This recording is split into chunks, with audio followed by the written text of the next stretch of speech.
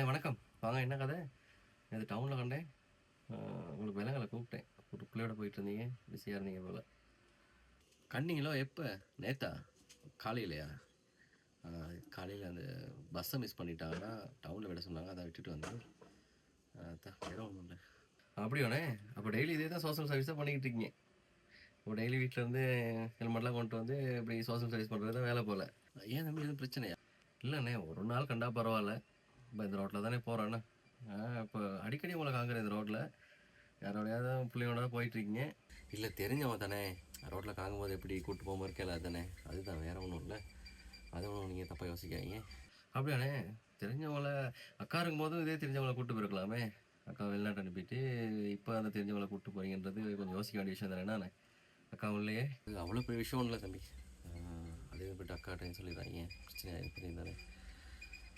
ஏன் அக்காட்ட சொல்ல வேணாங்கிறீங்க? அப்போ ஏதோ இருக்கு இல்லையா? நல்லா யோசிச்சுங்கண்ணே. ஏன்னா அக்கா வந்து வெளிநாட்டு போனதுக்கான காரணம் வந்து ஏன் ஏதோ ஃபேமிலி சிச்சுவேஷனால போனாங்க. நீங்கள் இங்கே இருக்கீங்கன்ற நம்பிக்கையில் தான் போயிருக்காங்க. பிள்ளைங்களையும் விட்டுட்டு குடும்பத்தை அவங்க கையில் தான் கொடுத்துட்டு போயிருக்காங்க. அவங்க போயிட்டு சாப்பிட டைம் இல்லாமல் தூங்குறதுக்கு டைம் இல்லாமல் யோசிச்சு பாருங்கள்.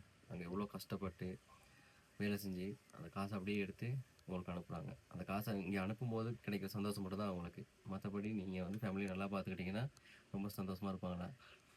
ஆனால் பாருங்கள் நீங்கள் அவங்க காசு அனுப்புகிறாங்க. இங்கே வேறு யாரோடய போயிட்டுருக்கீங்க.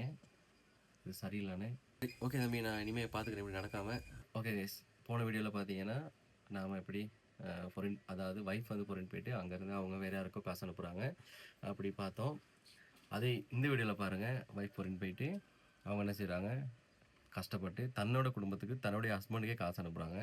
பட் ஆனால் அந்த காசை ஹஸ்பண்ட் எப்படி செலவு பண்ணுறாரு, வேற ஒருத்தவங்களுக்கு அப்படி வேற யாருக்காவது செலவு பண்ணிக்கிட்டு குடும்பத்தை வீணாக்கிக்கிட்டு போயிட்டு இருக்காரு. பட் இந்த வீடியோவும் யாரையும் புண்படுத்துறதுக்கு இல்லை. இதுவும் ஒரு தெளிவுக்கான வீடியோ தான். ஏன்னா போன வீடியோவில் நிறைய பேர் எனக்கு சப்போர்ட் பண்ணியிருந்தீங்க, நிறைய பேர் ஷேர் பண்ணியிருந்தீங்க, ரீபோஸ்ட் பண்ணியிருந்தீங்க. ரொம்ப தேங்க்யூ. பட் அதுலேயுமே நிறைய பேட் கமெண்ட்ஸ் வந்துச்சு. ஒரு சில பேருக்கு வலிக்கும் தானே, அது கமெண்ட்ஸ் வரத்தானே செய்யும். அதெல்லாம் நம்ம இக்னோர் பண்ணிட்டு போய்கிட்டே இருப்போம். பட் அடுத்த வீடியோவில் சந்திப்போம்.